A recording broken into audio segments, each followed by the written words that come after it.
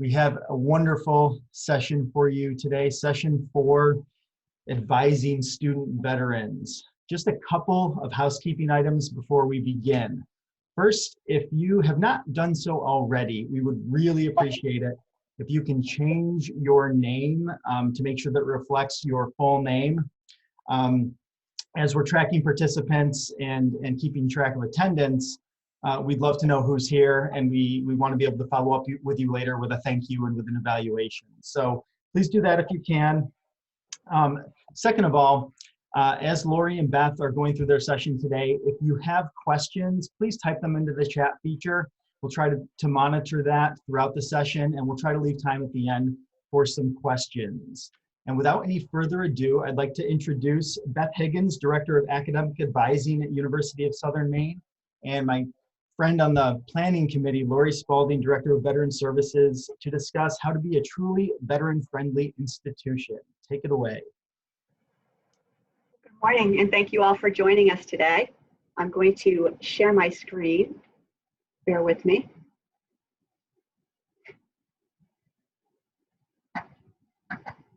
Are you all seeing just one slide? No, we got the again. Huh? No, I can see the notes section again. Hold on.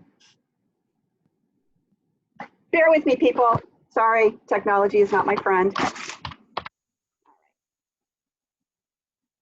Thank you, Camden, for letting me know what you could see. This is what a collaboration is. Okay, what do you see? Same thing. Notes. I hope you don't have anything embarrassing in your notes, Lori. I know, right? Thanks, Rob. Thank you. All right, do you all see the main screen? Taking that as a yes. All right, so we're going to start with a story. And I want to tell you a story about a young man I first met through the Maine Military and Community Network, which is a regional group of service providers who meet quarterly to share information about resources and to build a network of support for our veterans and service members statewide. This young man worked for 2 different agencies in the time that I knew him, and he was a trusted go-to person for me. If I had a student in need, he always came through for them. Well, fast forward a couple of years, and I got a call from a colleague saying he'd run into this young man and that he was planning to attend a well-known private college in Maine. I said, "That's terrific. I am really happy for him. I'm glad he's going for his degree." And my colleague said, "It's not terrific. It's not great. Are you nuts? This college is not prepared for him. They have no idea what they're getting. This is not good." And I told him he needs to stop by and see you. Just check out USM. So our guy called, set a time to come in and meet with me.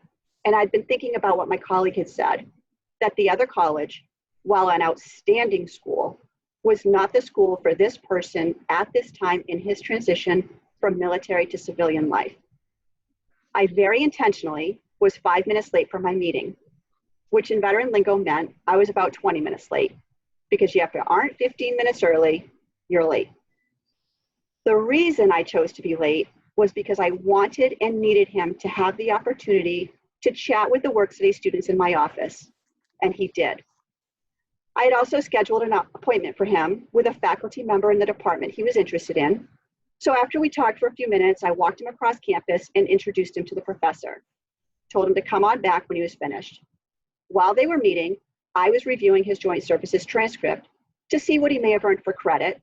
And I also took the binder of certifications he brought with him across the hall to my colleague in prior learning assessment. She then later walked into my office and said, "Wow, he has done a lot in his short career." And she was confident that his work experience would translate into degree credit through portfolios. When he came back, he was excited about the program. The professor had been very engaging and very encouraging, excited about the work experience that he would bring into the classroom. This guy was going about his degree backwards. He'd already done the application piece. Now he would be getting the theory. We talked about GI Bill benefits, and I suggested that he consider applying for a different benefit than what he had, because it would give him an additional 12 months of benefit. and it would also provide him with additional support should he need it.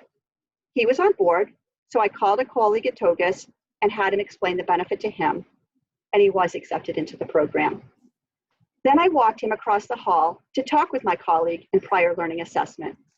She shared with him what she told me, and he was very excited to learn that his training and education and work experience to date did matter, would translate into college credit. He felt validated, and he felt more confident about being college material. Lastly, we walked down the hall to disability services. He had a learning disability that was exacerbated by a traumatic brain injury sustained in combat. He met briefly with someone in the office and had an appointment made for the following week when we left. And then he came back to my office. By the time we sat down to meet, he asked, "Is it too late to get into USM?" Why? What did USM have that this elite college did not? We have the support network that this person needed to succeed in earning his degree. We had student veterans. The other school did not have any student veterans at that time. We had a Veterans Resource Center where he could hang out, study, and socialize with other student veterans. We have a dedicated Veteran Services office, a one-stop shop, if you will, to connect him to every service he could need. We review joint services transcripts and award credit off of those.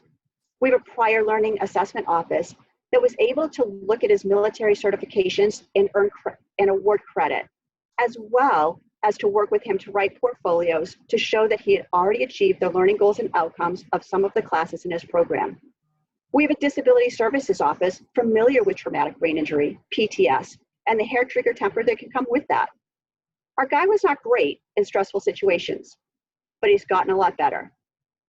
And we have an advising office that could lay out his entire academic path and guide him through it. Now I'm going to tell you, this story has a happy ending. He graduated with his master's degree, but there were some bumps. Our guy came to USM not sure he was college material. He had a learning disability exacerbated by a head trauma. He hadn't been in a classroom in 7 years. He looked at college as a foreign landscape that spoke a language he'd never heard before. One of the deciding factors for the student, beyond the veteran community on campus, was that he had been told he could earn his degree in 2.5 years. This was in fact not true, and the error was discovered and revealed to the student when he met with his advisor for the first time. Not a great conversation, and he felt a little, or a lot, deceived. But tough conversations are what advising excels at, and my colleague here was the one to have it. Not only did Beth have to tell this person that the plan had changed, she also had to work hard to establish trust with him, because now he felt lied to. Not a great place to start from, but she did it. She was honest, she set clear expectations for him, and she showed him the way forward. What I love about this story is that it highlights why we are successful at retaining and graduating our student veterans and service members. We operate with integrity. We build and maintain long-term relationships built on trust and respect, and we have a wraparound support network that talks to each other. So what does this look like? Beth, would you share how we almost lost this student over one class and how you were able to advocate on his behalf? Thanks, Lori. Did I? You're good. Okay, good. Hello, everybody. Thanks for being with us today. I just wanted to highlight a couple of things. When this student came in, he was arriving very frustrated, and he didn't know me at all. He got an introduction by Lori, but that was it. And he came in, and he was ready to leave. He was frustrated. He really was looking for that reason, give me permission to leave. And I wasn't about to do that. He was looking for the right answer. I had to connect with him really quickly and try to develop some trust there, but I had nothing to go with.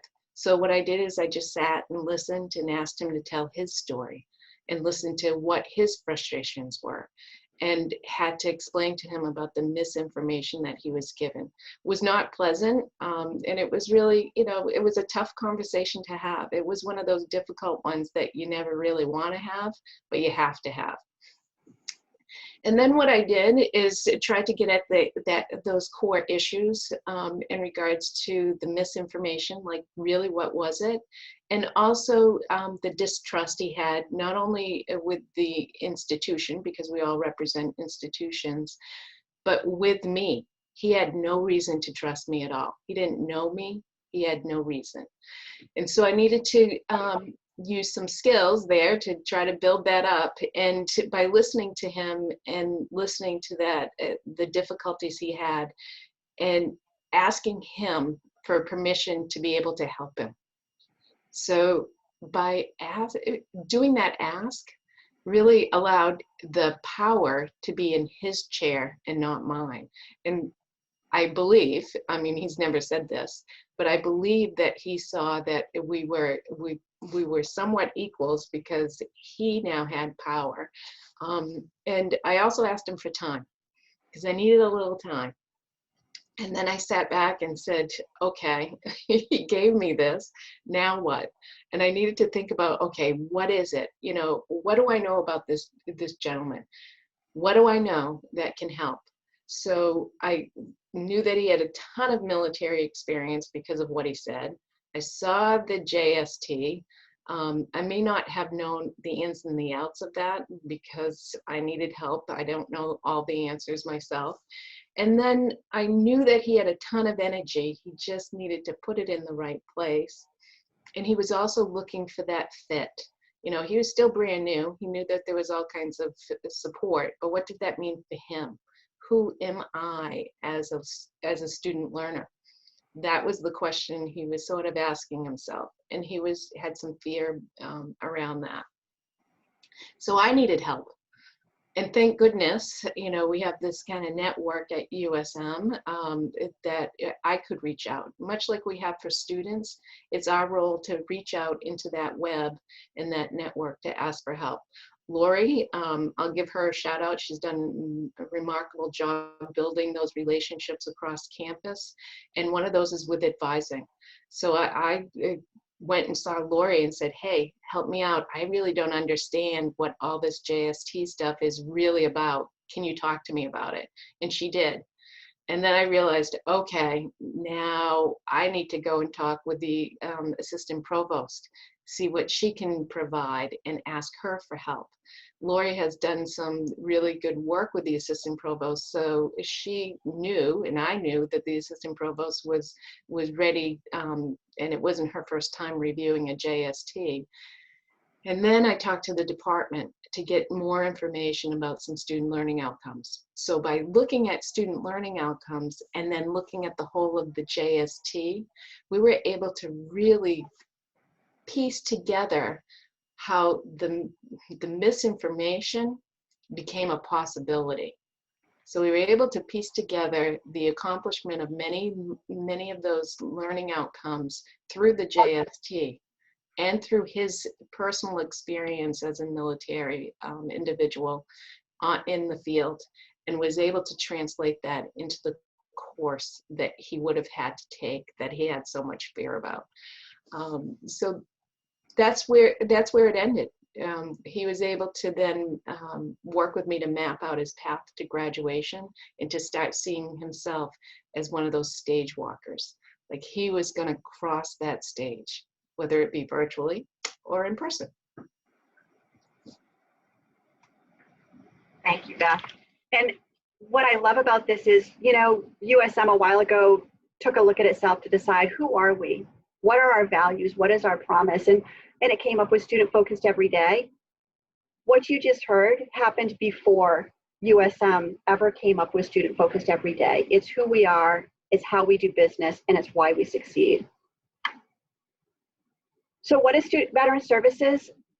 As I said, we're a one-stop shop. We help student veterans and service members with their application. We read their essays. We help them with benefits.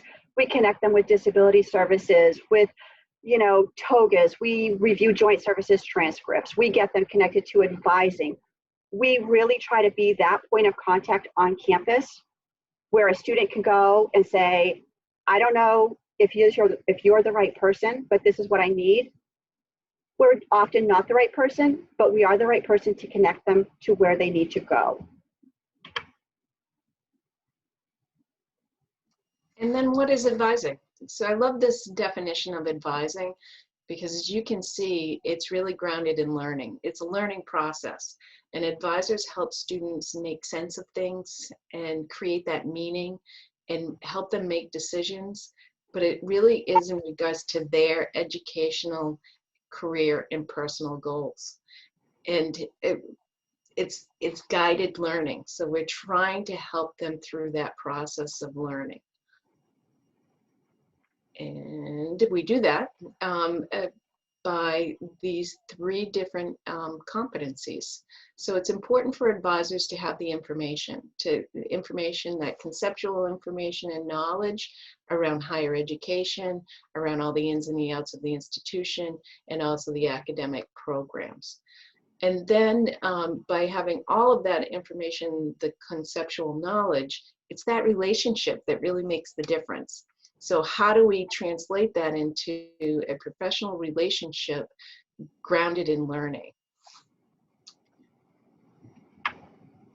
And we do that through some skills, but also through that constant building of relationships. And I love this quote. Sorry. Oh, that's okay. I love this quote because it really concentrates on the meaningfulness of the conversations and the meaningfulness of the interactions. It's not just having that service, like, sure, we're all about helping students register for classes because that's obviously important and being in the right courses to meet their needs. But it's also the meaning making behind that. It's the meaningful conversations and the interactions that really is most important. And we do that by building those relationships. We're constantly building them. Every single interaction is a building block. Sometimes if it's not a positive interaction, it still can be a building block, but it challenges us to really work at that. I don't know anybody that says, oh, this relationship was easy. Relationships are tough, and they take work, and they take interactions and some honest kind of presenting of self.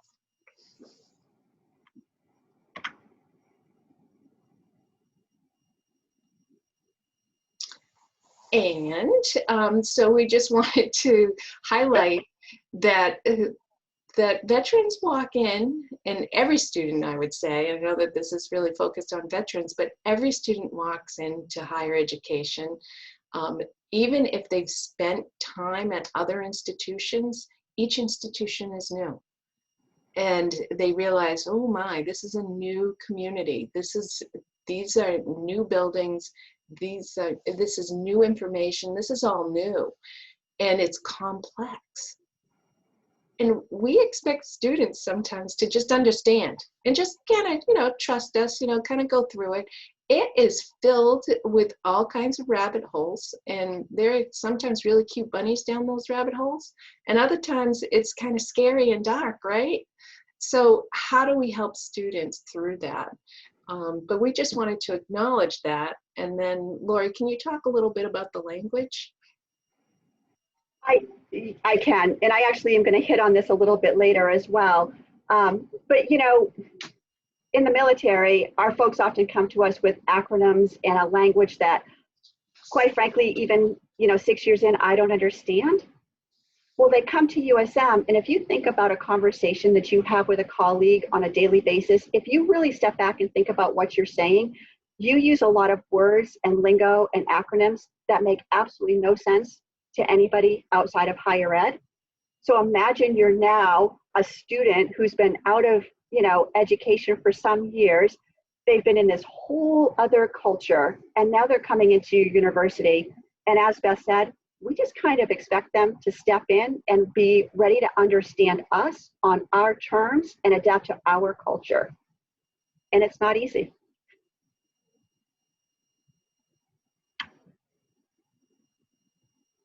So what we do is we create a village of support.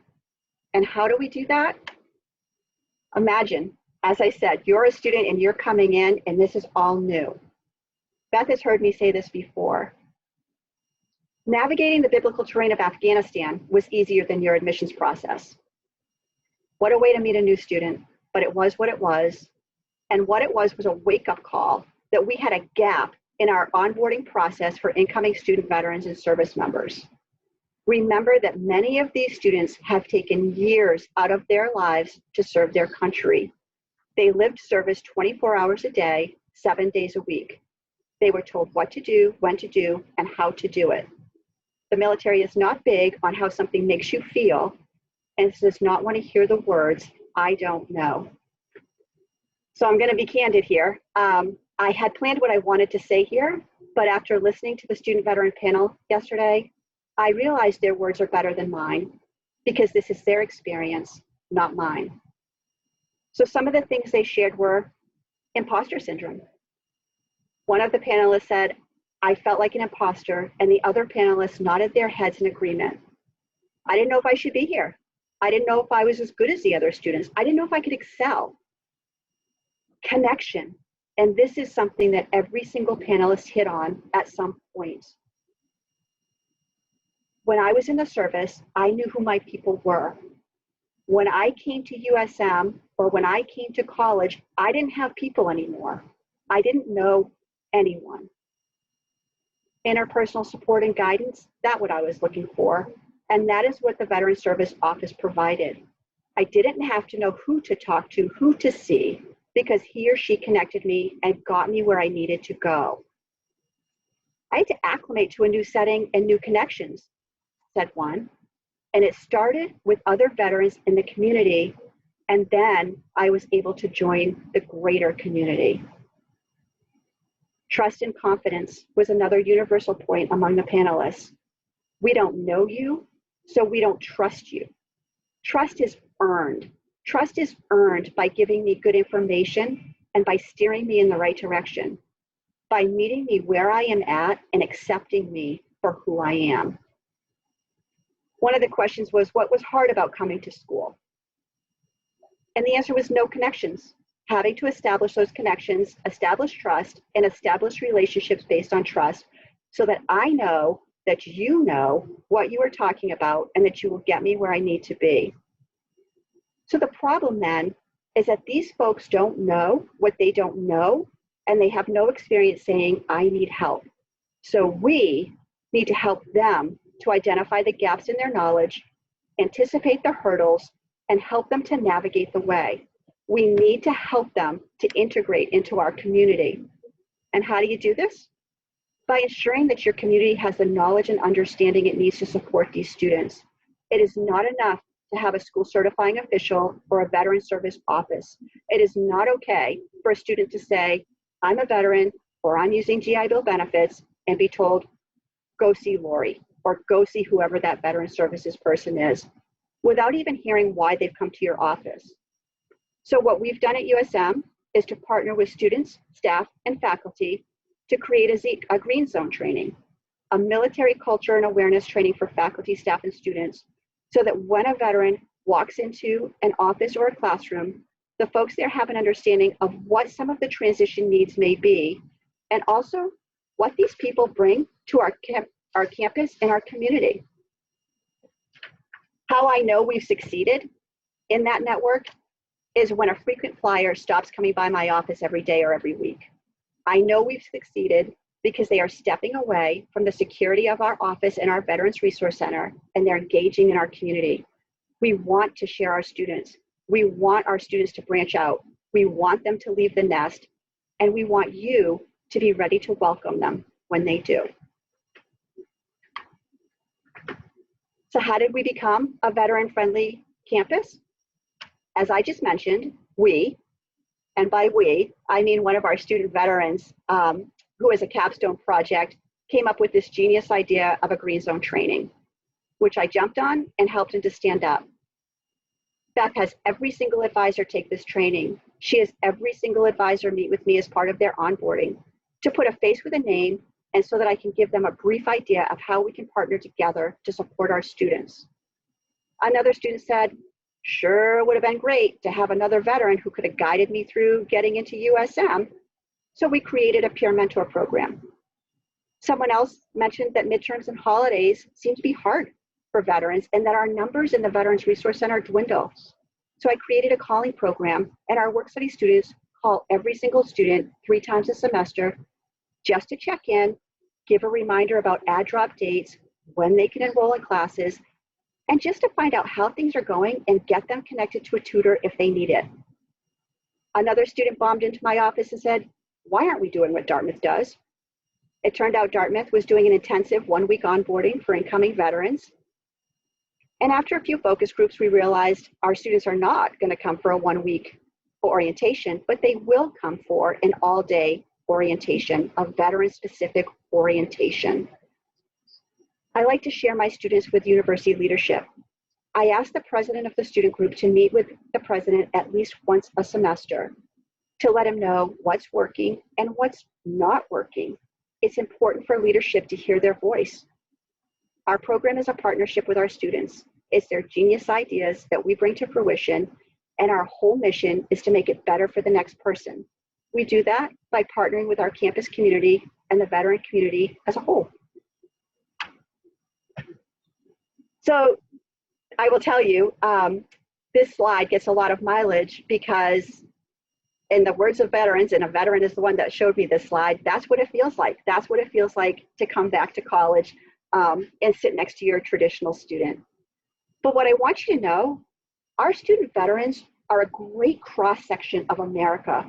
We have students on our campus ranging in age from 18 to 63 using their GI Bill. They're different majors, different genders, different ethnicities, different religions. And I had not realized this, but different nationalities. You can serve in the US military and not be an American citizen. These students are a different everything. They are married, they are single parents, they are caring for parents. They have full-time jobs, part-time jobs. And what I want you to hear and understand is they succeed. The average GPA for a student veteran is a 3.35. Always important for me to hear those stats, and very exciting.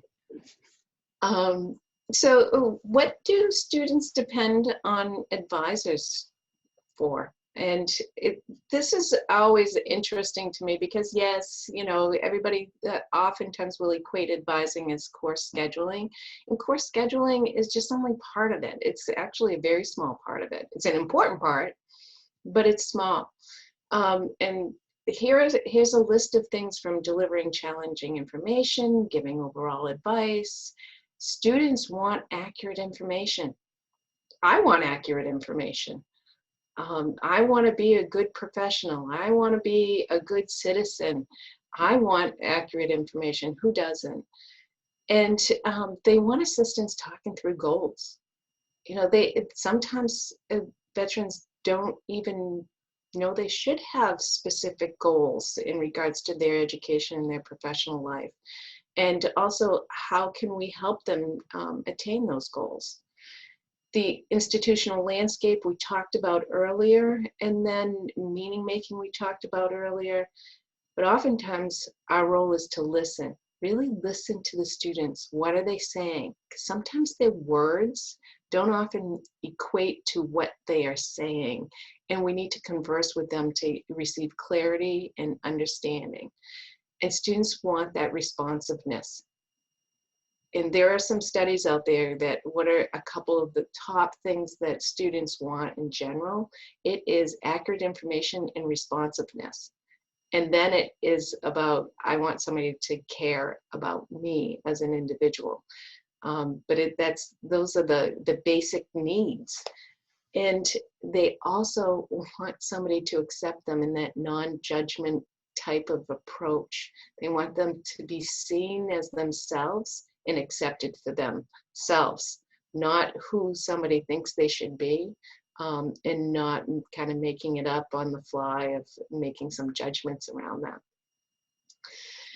And then if we could zip over to the next slide, I would appreciate that.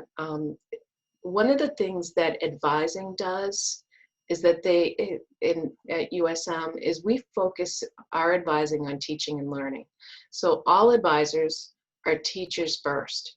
Yes, they have the title of advisor, but they're teachers. They teach, maybe not in the classroom, but they're advising, and that either happens over Zoom or through email or in person. We are teaching students. So as we sat back and created, well, what is the curriculum? If we're teachers, what are we teaching? And then we needed to think about, well, how about student learning outcomes? How are we going to make students accountable for their learning? How are we going to be accountable for our teaching? So we started with this simple question. What do we want our students to learn? What do we want them to know? What do we want them to be able to do? And what do we want them to value and appreciate? And going back to that student that I met with that we talked about at the very initial part of this presentation, what did I need him to know, do, and value and appreciate in that very moment? And sometimes our teaching shifts depending on the needs of the students at that very moment. But as they leave that interaction, what do I want? And we as a department and we as an institution, so Lori has these student learning outcomes as well for her department. What do we want the student to experience? What type of learning, what result of that learning do you want to have happen? So as we generate our kind of curriculum for what we want in advising, every time we have a certain type of appointment, we have a list of student learning outcomes that we teach to. But we also accept students where they're at in case, we need to modify that. But it's an important part of our practice at USM. Then as we sit with students or meet with students or converse via email, there are two important questions that students ask. So they are constantly evaluating and assessing, who is this person in front of me? Who is this person that is providing me information and telling me this and asking me these questions? Can I depend on that person? And can I trust? So we heard from the students' voice from the panel that these are the things that they want from us as professionals. And we expect them to immediately trust that information. All of these folks have been brought up, or the majority anyways, been brought up with stranger danger. Protect yourself. Make sure, don't trust strangers. Don't share personal information. And what do advisors do? Tell me about yourself. I'd really like to get to know you. It's like, why? So they need help understanding what this thing is called advising, so that they can share information with us about themselves so that we can help them more. And then it goes directly to what we heard the students say on that panel. It's trust. And these attributes of trust are exactly what we should be asking ourselves. If I'm supposed to be building this trust relationship with this veteran, can they rely on me? Do I have the commitment to this relationship and this interaction? Am I presenting myself with integrity? Can they see me as competent? Am I consistent? And am I really being sincere? What I've known about veterans, they can read through. If you're bowling your way through something, they are reading it like like clarity, or with clarity. They know if you're fudging. And then if we can advance to the next slide. Yes, and we know, and I've done some research around this, that trust grows from authenticity. So this, in the research that I did, this comes up as the top thing. If you don't have to be nice and fuzzy and warm and wonderful, you can be as prickly, as you can be, but it's that authenticity in that moment of time that really generates and starts to generate that trust, as well as sharing a little bit about yourself.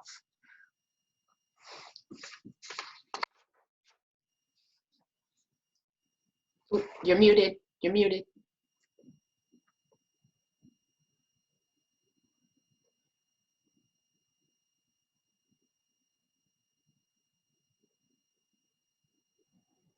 Sorry, better? Yes. Okay, I can't see the screen to unmute me.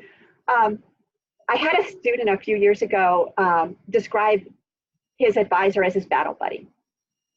And so the definition of a battle buddy, and you can see the link down below, make sure no one is left out, ensure someone is watching your back, make sure that dumb stuff happens less often, and it gives the soldier at least one person to talk to when it gets rough. Everything that you have heard Beth say is exactly what an advisor is. And so this student equated their battle buddy in service to now their advisor at USM. And it really struck me. It really struck me that when the advisor makes that relationship, when they've built that trust, when they've made that relationship, and that student is looking at them in that way, we've succeeded. They've succeeded because they know that there is someone that they can go and they can talk to, and they're going to sort out whatever is happening. And one of the biggest reasons that that advising relationship is so important is just like Beth said, our advisors meet students where they are at without judgment, and they move them forward. Hugely, hugely important to veterans.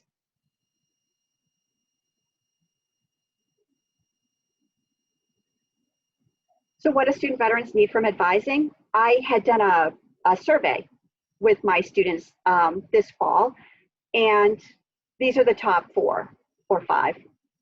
Know that there are other things in my life. School is not my number one focus all of the time. Can I get any credit for all of the training and experience I had in the military? I want my advisor to know I appreciate your help and guidance, even if I don't say that.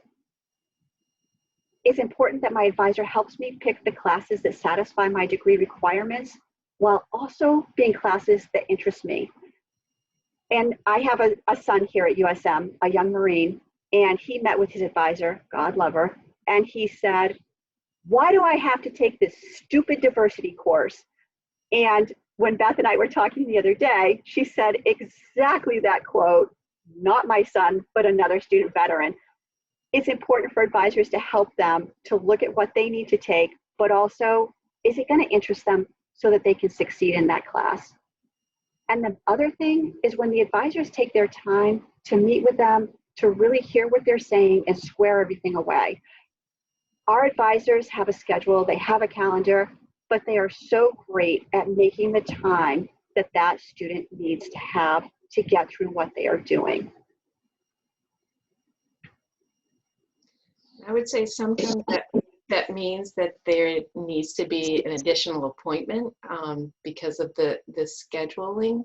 But it's important for advising as a department. And I also want to say that at USM, we have a dual advising program. So we have faculty advisors. You're hearing a lot of talk from me about our professional advising, but our faculty are so critical in our advising model because as students grow and become part of the culture and the landscape of the institution, they are also growing with higher need in advising, a need that professional advisors oftentimes can't fulfill because we don't have the grounding in the everyday workings in the field. So I saw that Rob Sanford's part of this presentation today as a participant, and he's a good example of a person that really needs to be present with students within the major, and he can provide insight that I could never provide the students in that major. And it's important for students to understand the role of their professional advisor, the role of their faculty advisor, and the expectation that they have a role in advising too. Because it's sort of weird. I mean, we're talking about relationships, but we do not say to a student, oh, so we're going to have a relationship in advising. I mean, that just sounds kind of weird and icky sometimes, right? But we have to present that in a way that a student understands that this is a professional interaction and you have other people within your circle of support. We also have to have students advise through the lens of student learning. Again, what are we expecting students to learn, but what are we expecting ourselves to actually teach? Advocacy truly does pave the way. So we need to advocate for our students in the appropriate way.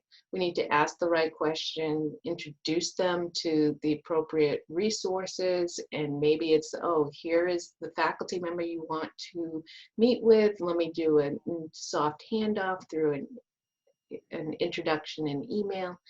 And then there needs to be an approach of working with and through. So if it's an issue, if it's a challenge, or if it's a joyful experience, we're experiencing it together and through. But the goal is, much like Lori had mentioned in the beginning, is to have students be independent of us.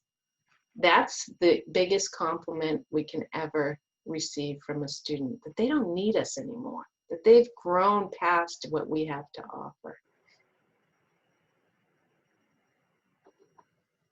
And then one of the things that I think is important is that it's not just all about support, support, support, support, support. We need to challenge students as well, but there needs to be a balance between that. So if I had come into that first appointment with a student that we mentioned with huge challenges, that would have been just a fight. And that's not appropriate. But I knew that the student needed support and there needed to be balance between those two things. And we need to do that for every single student, is balance that up.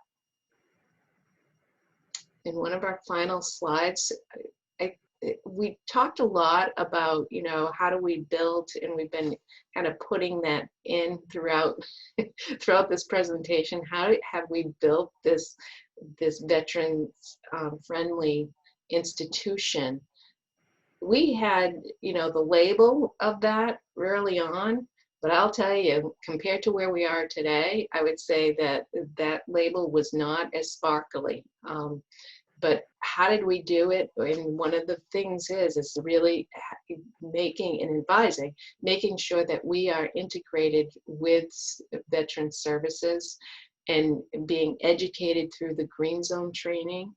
And to bring that professional vulnerability that comes with that authenticity, that it's okay to tell a student, you know what, we don't know, but I'm going to work as hard as I can to find out and help you through whatever it is.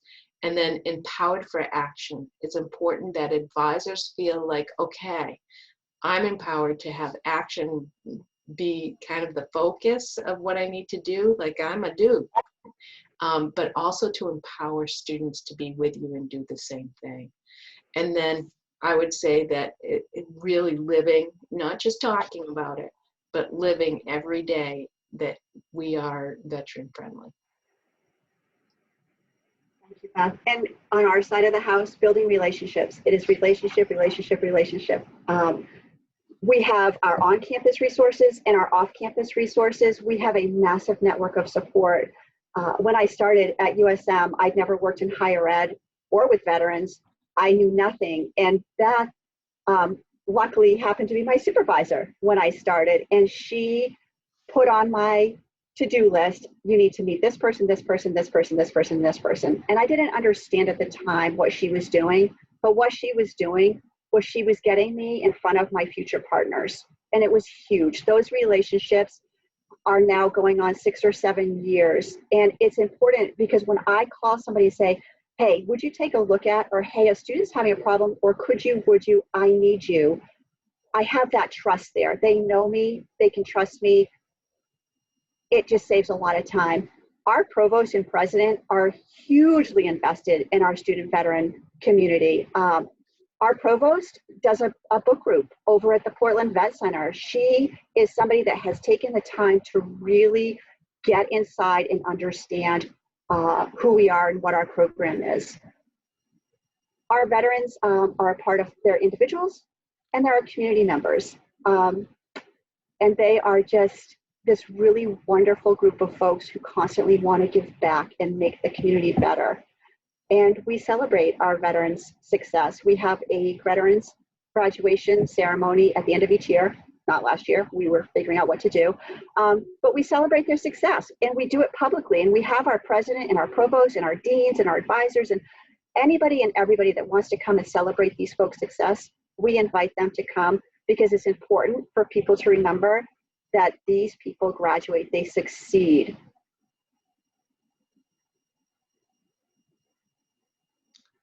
And we just want to highlight that it really is about the knowledge and the relationships throughout this whole process that folks need, whether they're advisors or have a kind of like an advisor type role. It's around the education, the permission to act, and to act in a way that you're building the champions on campus. That, you know, we all want to do the best we possibly can, but also there are champions on our campus that are truly veteran friendly times 10. And this is an always thing. We are always striving to be student focused every day. That's our mantra and our service promise. And if you think about what we have just kind of talked about, it's ingrained in respect and care, integrity, equity, and responsiveness.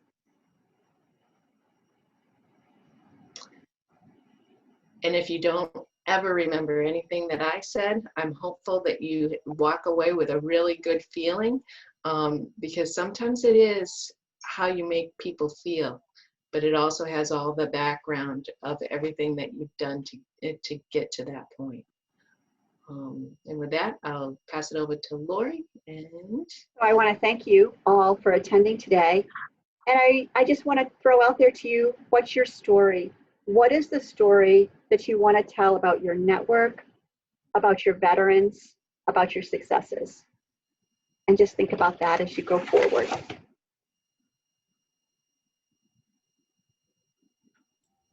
It looks like we have about 10 minutes for questions. What questions do you have for our presenters today? Please type them in the chat.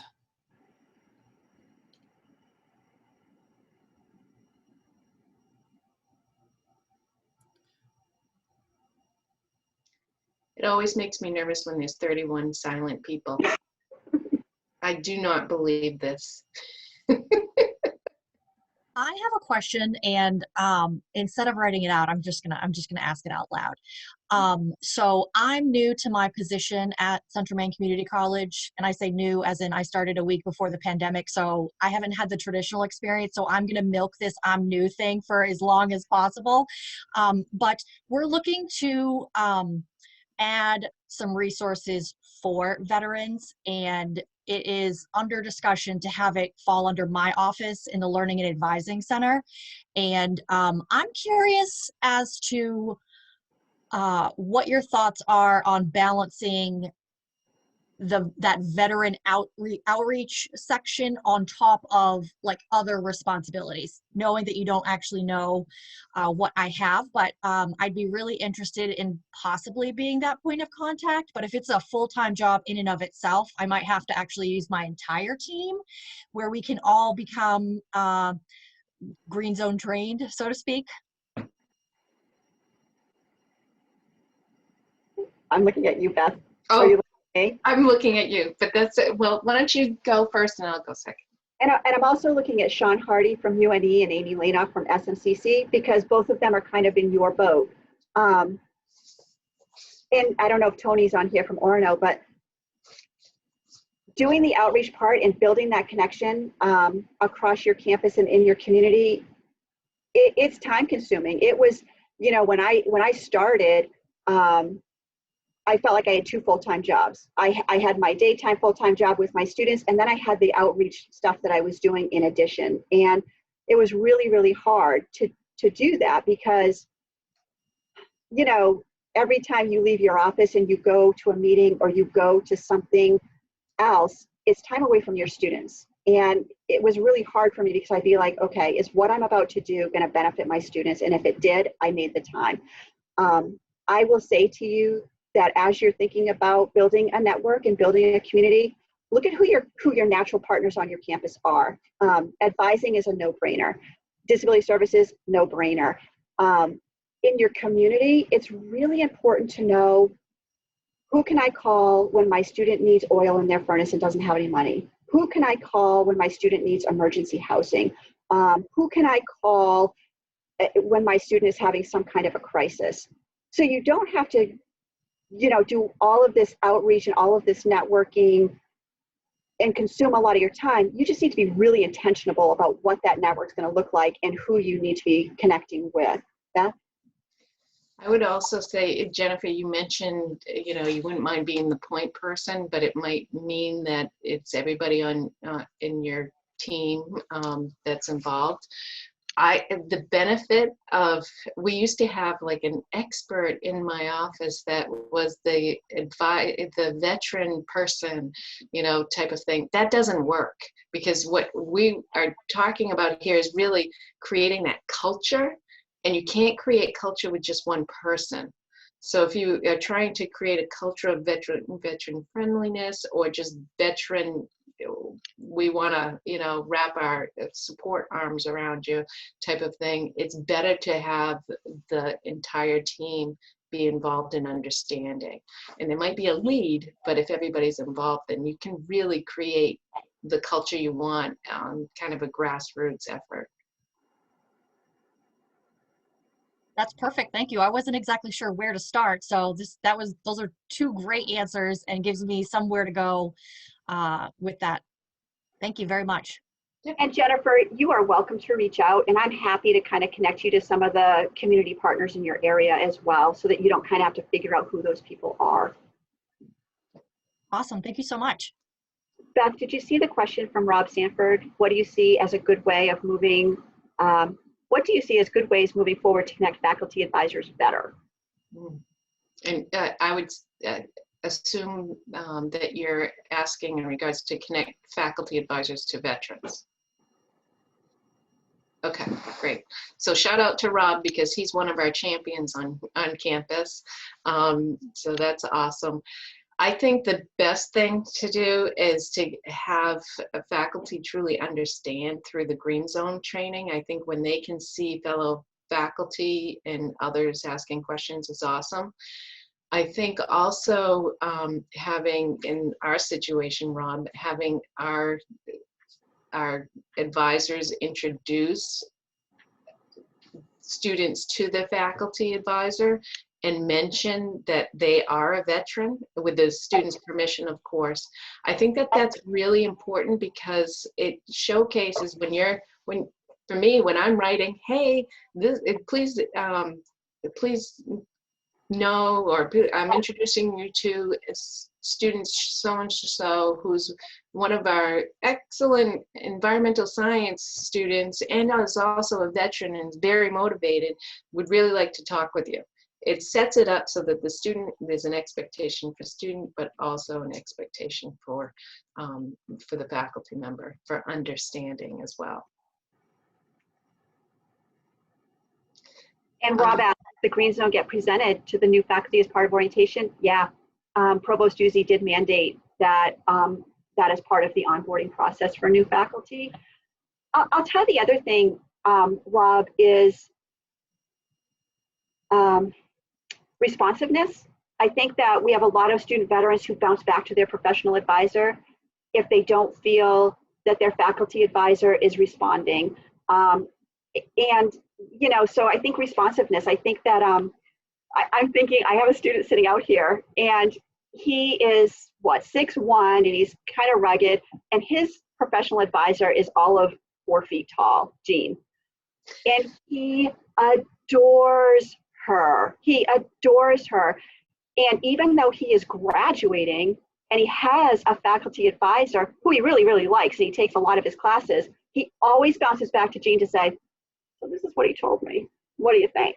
And she'll be like, yeah, you're good. He's right. That's what you need to take. So I also think it's a trust thing. It's being responsive, and it's knowing what you're talking about and being trusted is a big piece of it. And that's just something that comes with building a relationship.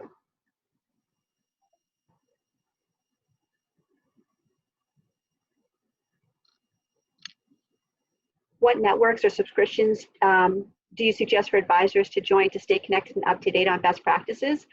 I think that NACADA does a lot with advising student veterans. So I think that's a really great network. If your school has a subscription to NAVPA, that is a really great tool, because that's a really nice tool, because you can kind of look at what are the hot topics and you can read the ongoing narrative. That's a really cool thing. Student veterans. If you've got student veterans, pick their brain. Talk to them. They will tell you what they think, what they want, what they need. They are not shy. I would also add, there's NASPA is a really good resource, as well as, and I'm most familiar with NACADA, but there's some listservs on there that are not like super busy, but that organization is like 15,000 folks who are all about building relationships. So it's a really relational type of organization. So if somebody has a question, even if it seems simple, you'll get a ton of answers to it. Or, you know, if you want specific resources in addition to what we just rattled off, it's a good place.